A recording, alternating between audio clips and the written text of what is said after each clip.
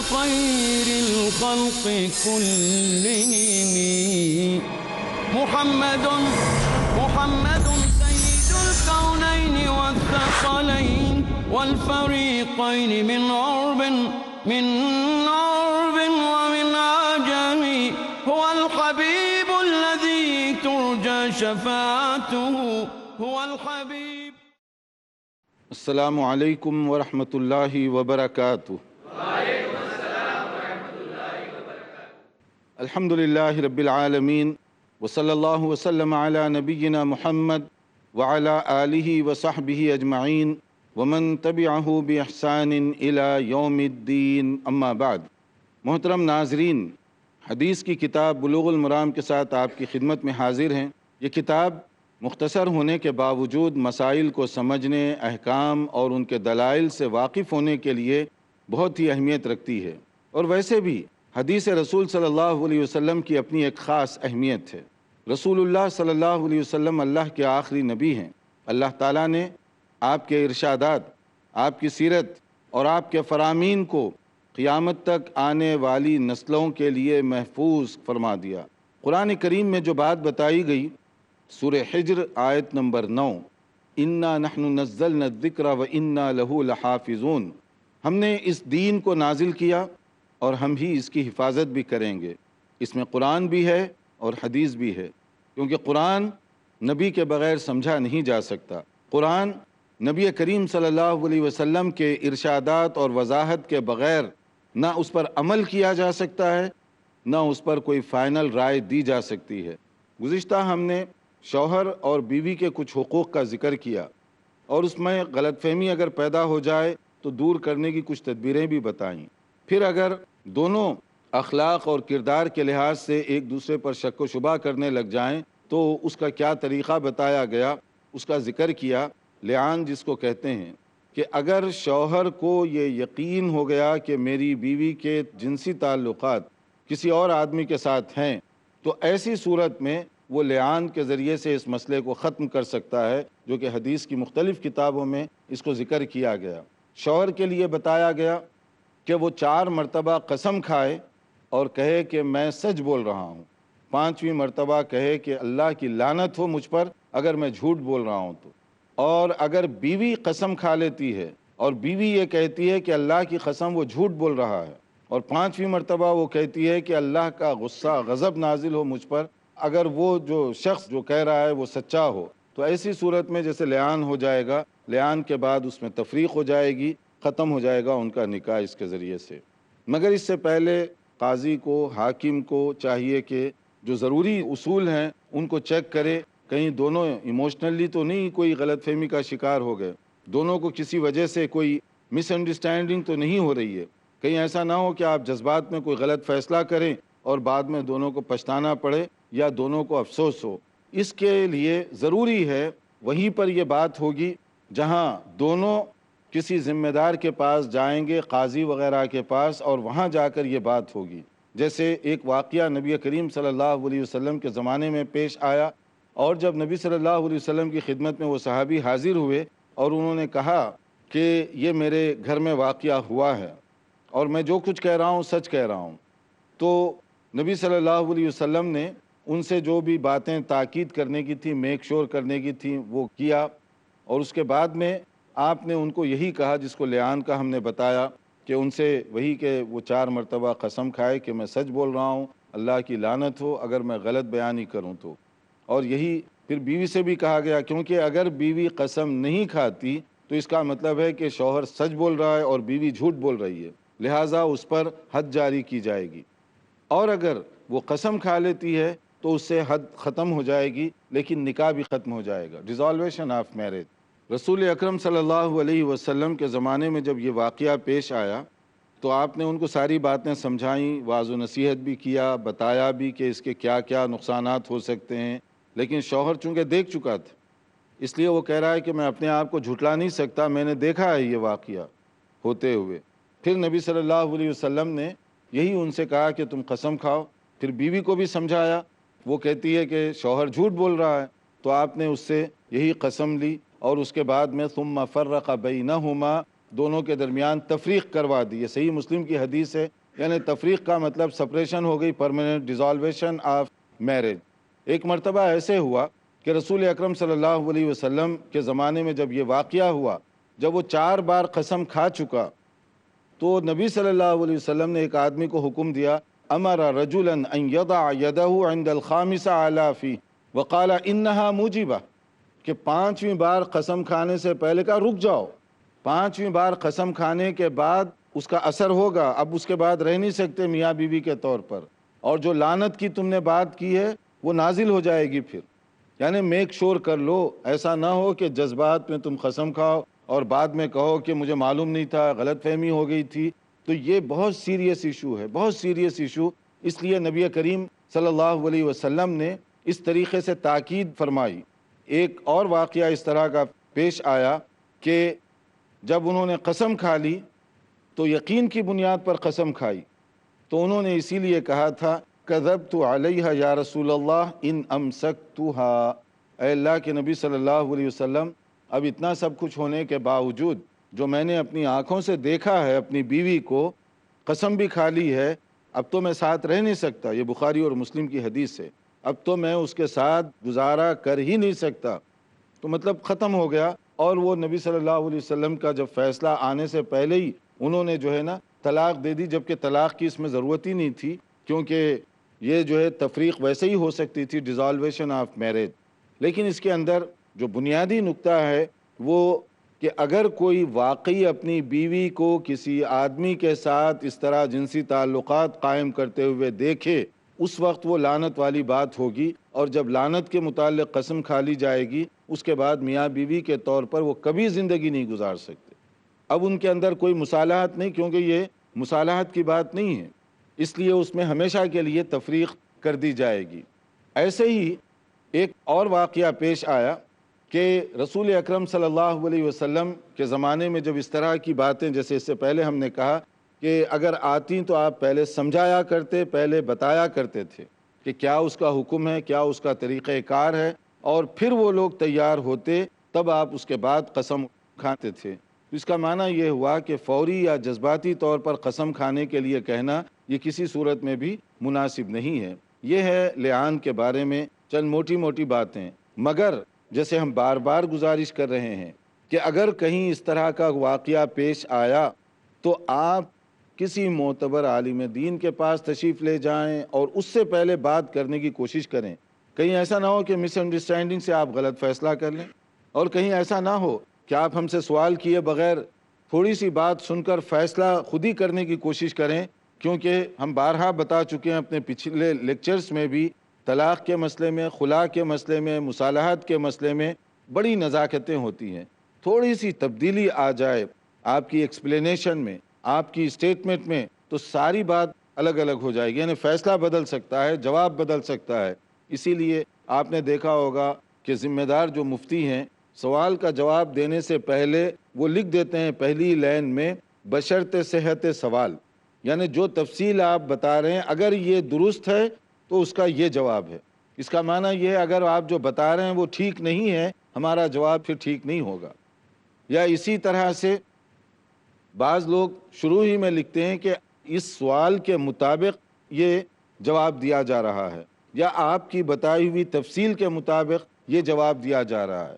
تو according to your explanation, یا according to your statement, یا اکارڈنگ ٹو یور کوسچن، تو جواب دینے سے پہلے یہ اس لیے لکھ دیا جاتا ہے کہ ہم اپنے اوپر کوئی ذمہ داری لینا نہیں چاہتے، آپ نے جس طرح بتایا اس کے مطابق یہ جواب ہے۔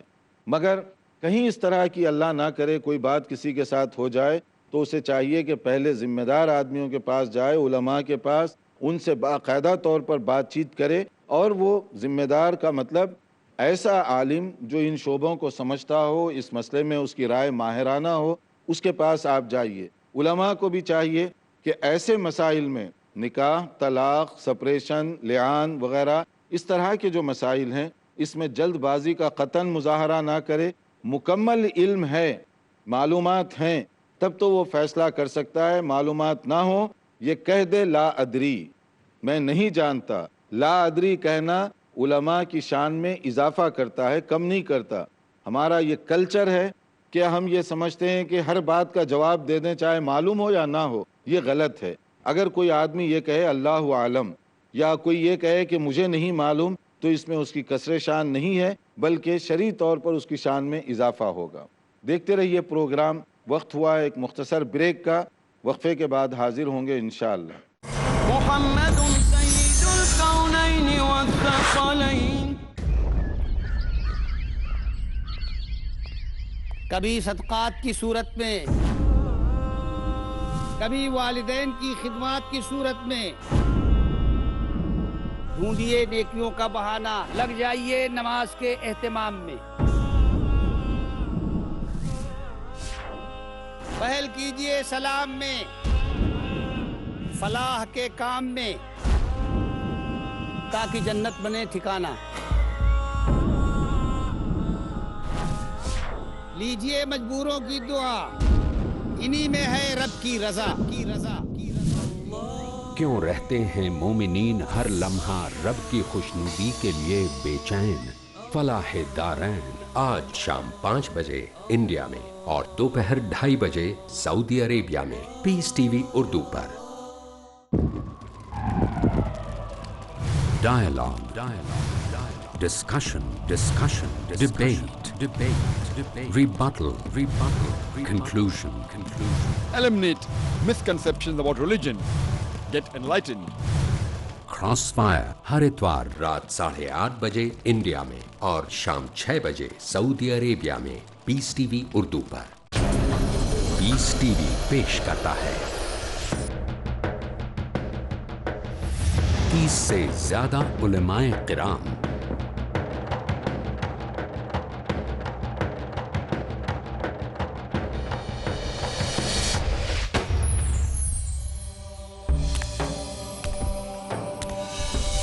ان کا مقصد اللہ کی رحمت سے مایوس ہونے کی ضرورت نہیں، چاہے جتنے ناموافق حالات ہوں۔ اسلام ساری دنیا کے اندر امن و چین قائم کرنے کے لیے آیا۔ کانٹوں بھری رہا ہے، یہ پھولوں کی سیج نہیں۔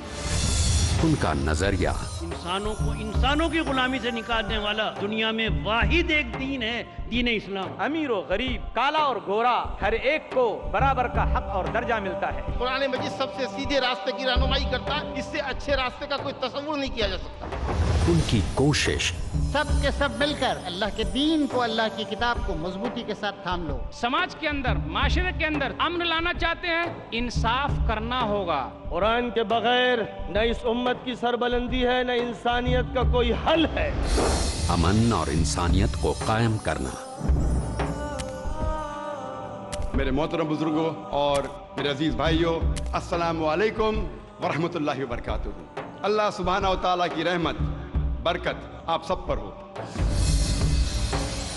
امن اور انسانیت کو قائم کرنا ہے جن کا مقصد، دیکھیے راہ امن۔ اگلا پروگرام پیس ٹی وی اردو پر۔ محمد سید الکونین والثقلین۔ ناظرین، وقفے سے پہلے ہم بتا رہے تھے کہ میاں بیوی کے اندر غلط فہمیاں کئی اسباب سے پیدا ہوتی ہیں، اور اگر شوہر اپنی بیوی کو اس طرح غلط حالت میں دیکھے تو اس کے لیے کیا کیا احکام ہیں۔ اس میں سے ایک بات ہم نے بتائی کہ وہ لعان کے ذریعے سے ان کا رشتہ ختم کیا جا سکتا ہے، اور اس کے لیے شوہر کو قسم کھانی پڑے گی 5 مرتبہ، بیوی کو بھی قسم کھانی پڑے گی تاکہ جو ہے اس کا فیصلہ ہو۔ پھر اس کے بعد ان کے درمیان کبھی میاں بیوی کے جو تعلقات ہیں اس کے بعد وہ رشتہ ختم ہو جائے گا۔ پھر ایک اور چیز ہے کہ خواتین کو بھی خاص طور پر چاہیے کہ ایسی حرکتیں نہ کریں جس کی وجہ سے اگر لعان نہ صحیح مگر ایک غلط فہمی پیدا ہو، شوہر کا اعتبار ختم ہو۔ اس کے لیے بالکل کلیئرٹی، واضح رہنا اور صاف ستھری اور بالکل اوپننس شوہر کے ساتھ، یہ بہت زیادہ ضروری ہے تاکہ شک و شبہ نہ ہو کہ میری بیوی مجھ سے کیوں چھپا رہی ہے، کیا چھپا رہی ہے۔ اور اس کے بعد پھر یہ فتنے پیدا ہوتے ہیں کہ بیوی جو ہے کہہ کے گھر سے نکل رہی ہے کہ میں ہاسپٹل جا رہی ہوں، ڈاکٹر کے پاس اپوائنٹمنٹ ہے، اور بعد میں وہ جا رہی ہے کہیں اور۔ تو اب اس کی وجہ سے شوہر کو غلط فہمی ہوگی کہ تم تو گئے تھے ہاسپٹل کے لیے اور پتہ چلا کہ شاپنگ کرنے کے لیے یا کسی اور علاقے میں، تو اس سے پھر وہ غلط فہمیاں جنم لیتی ہیں۔ ایسے ہی اور مختلف ایسی باتیں ہیں جس کی وجہ سے دونوں کا اعتبار گھٹ سکتا ہے۔ تو ایسی وہ باتیں ایسی وہ حرکتیں جو شک و شبے کی طرف لے جانے والی ہوں اس کو بھی اوائڈ کریں۔ قرآن کریم میں خواتین کو گفتگو کرنے کے کچھ آداب بتائے گئے، ان میں سے یہ کہا گیا وَقُلْنَا قَوْلًا مَعْرُوفًا، تمہیں چاہیے کہ اگر کوئی بات چیت کرے شوہر کے علاوہ تو جتنی ضرورت ہے اتنی بات کرو۔ بہت زیادہ پرکشش انداز، اٹریکٹیو انداز اختیار کر کے بات کرنا، یہ چیز جو ہے غیر محرم کے ساتھ درست نہیں۔ شوہر اور بیوی کے درمیان تو جیسے چاہے آپ گفتگو کریں، لیکن اگر کوئی اجنبی آدمی کے ساتھ گفتگو کرنے کی ضرورت پڑے، منع نہیں کیا گیا، بات چیت کی جا سکتی ہے، مگر آپ کا اسٹریٹ فارورڈ انداز ہونا چاہیے۔ عجیب اتفاق ہے کہ یہاں بہت ساری خواتین سیکریٹری کا جاب کرتی ہیں، کیونکہ آسانی کے ساتھ ان کو وہ جاب مل جاتا ہے، اور سیکریٹری کے جاب کے جو آداب سکھائے جاتے ہیں اس میں سے ایک ہے کہ اپنے آپ کو بنا سنوار کے رکھو اور اپنا لہجہ پرکشش بناؤ، بلکہ ان کو ٹریننگ دی جاتی ہے کہ کس طرح سے آپ کے کلائنٹ کو اٹریکٹ کرنا چاہیے۔ شریعت اس کی اجازت نہیں دیتی۔ شریعت یہ کہہ رہی ہے کہ تم اجنبی مردوں کے ساتھ گفتگو کرو تو صرف کام کی حد تک بات کرو، اس سے زیادہ نہیں، جتنی مطلب کی بات ہے اتنی کرو، اس سے روکا نہیں گیا۔ جیسے ام المؤمنین حضرت عائشہ رضی اللہ عنہا سے لوگ، بڑے بڑے صحابہ مسائل پوچھنے کے لیے بھی آیا کرتے تھے، تو وہ جتنی بات کی ضرورت ہوتی، ظاہر ہے منع نہیں کیا گیا، مسائل پوچھتے تھے، وہ جواب دے دیا کرتی تھیں، لیکن امہات المومنین کے لیے بھی نبی کریم صلی اللہ علیہ وسلم کے گھر والوں کے لیے یہ ہدایت دی گئی کہ کوئی آدمی بات کرے تو جتنے مطلب کی بات ہے وہ کریں، جبکہ وہ پاکیزہ ترین گھرانہ ہے۔ اگر انہیں یہ ہدایت دی گئی، عام لوگوں کو اس پر کتنا عمل کرنا چاہیے، کس درجے عمل کرنا چاہیے۔ ایک صحابی آئے، انہوں نے ایک شکایت کی کہ ان امراتی لا ترد ید لامس، کہ نبی صلی اللہ علیہ وسلم سے انہوں نے کہا کہ میری جو بیوی ہے اس کی ایک پرابلم ہے، اور وہ پرابلم یہ ہے کہ کوئی بھی آئے بات کرے، ہنسی مذاق کرے، وہ اس کا انکار نہیں کرتی، سب کے ساتھ بیٹھ کر گپیں مارنا شروع کر دیتی ہے، جو بھی آئے اس کے ساتھ جس طرح سے چاہے بات چیت وہ کر رہی ہے۔ تو آپ نے کیا فرمایا؟ قال غربا، پھر چھوڑ دو اس کو۔ اگر اس کا یہ طریقہ ہے، کسی کو روکتی نہیں ہے، تو وہ انہوں نے یہ نہیں کہا کہ برائی کرتے ہوئے دیکھا یا کیا ہے، صرف انہوں نے کہا یہ ایک اس کا ایٹیٹیوڈ، یہ انداز ہے، تو آپ نے کہا کہ چھوڑ دو پھر۔ تو انہوں نے پھر اس میں ایک اپنی طرف سے ایک پرابلم ظاہر کیا۔ پرابلم کیا ہے؟ اخاف ان تتبعها نفسی، یعنی مجھے ان سے پیار بھی ہے۔ نبی صلی اللہ علیہ وسلم سے کہہ رہے ہیں کہ بیوی سے مجھے محبت بھی ہے، مگر اس کی یہ پرابلم ہے۔ تو نبی صلی اللہ علیہ وسلم نے کہا کہ اگر تمہیں ان سے پیار ہے تو فاستمتع بہا، تو پھر رکھو اس کو۔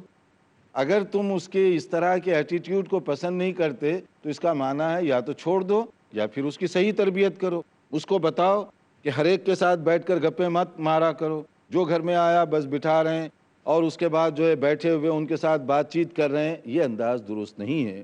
اسلام میں مسلمان بیٹی کے لیے، بہن کے لیے، بیوی کے لیے، مسلمان خاتون کے لیے کچھ طریقے بتائے گئے، کچھ آداب بتائے گئے، ان کو سامنے رکھتے ہوئے یہاں پر جو اصول ہے وہ توازن والا ہے۔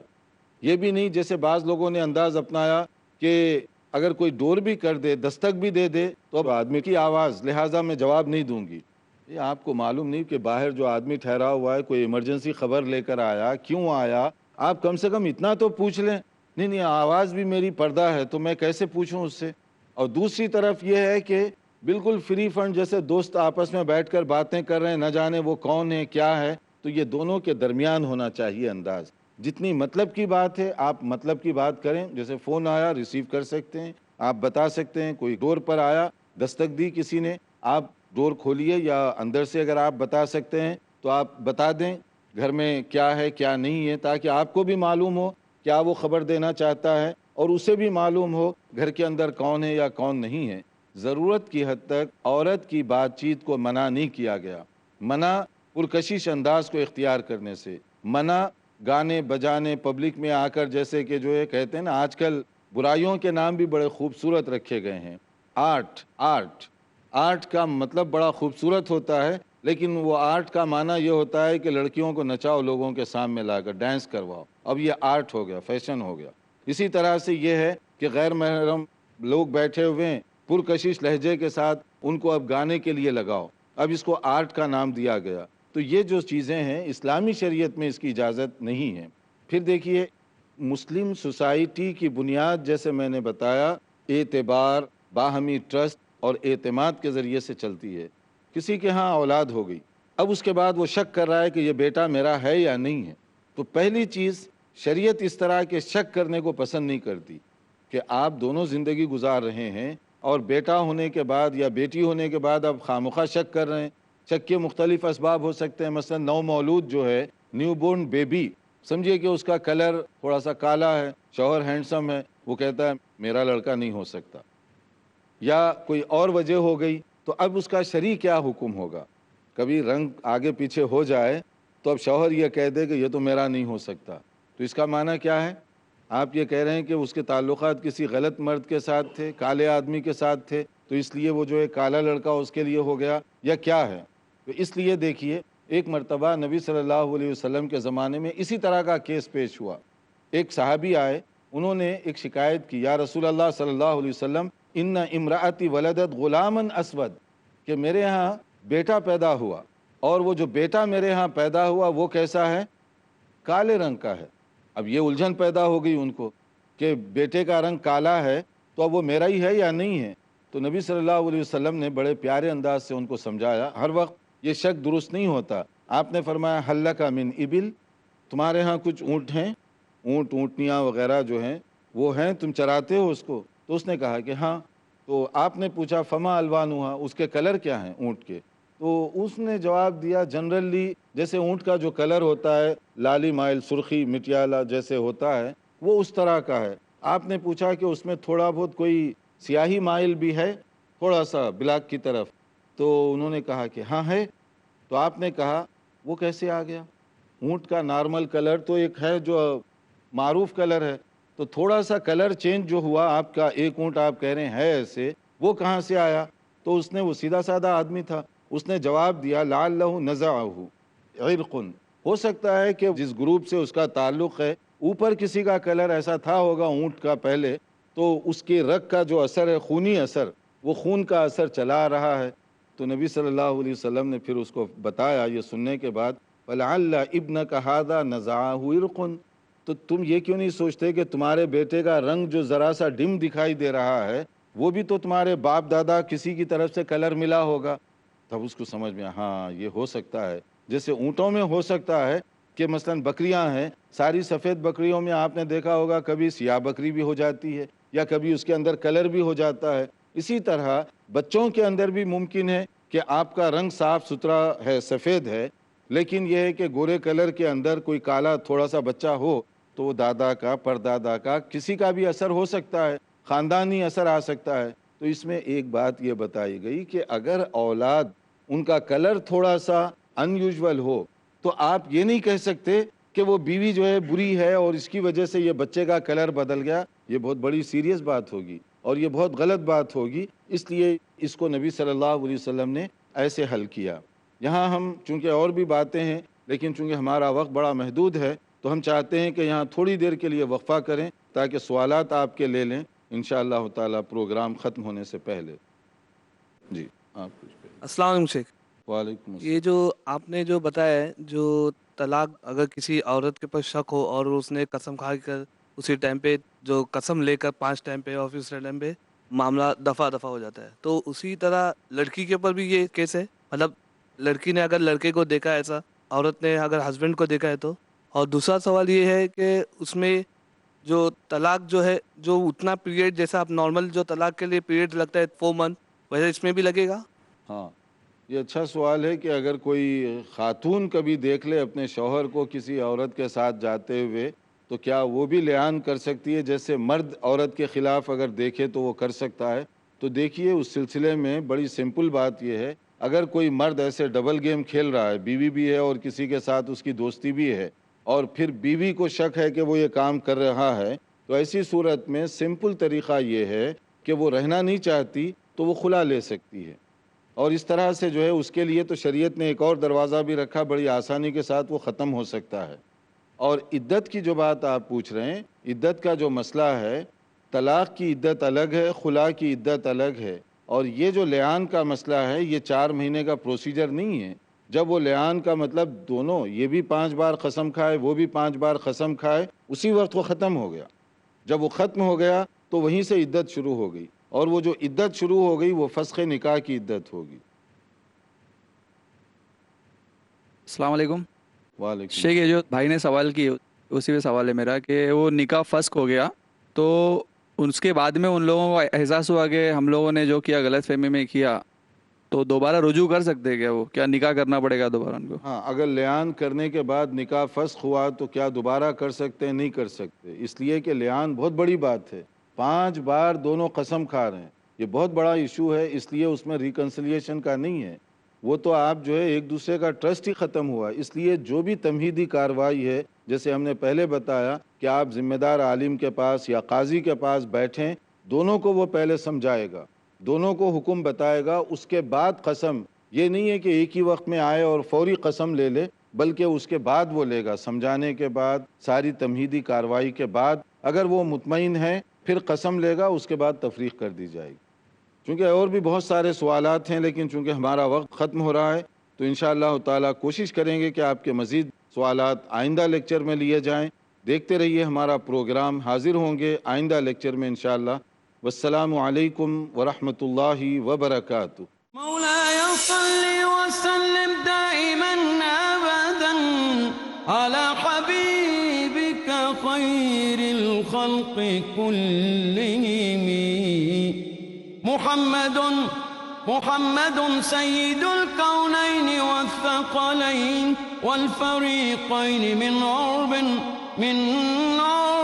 ومن عجم. هو الحبيب الذي ترجى شفاعته، هو الحبيب الذي ترجى شفاعته بكل هول من الأهوال مقتحم. مولاي صل وسلم دائما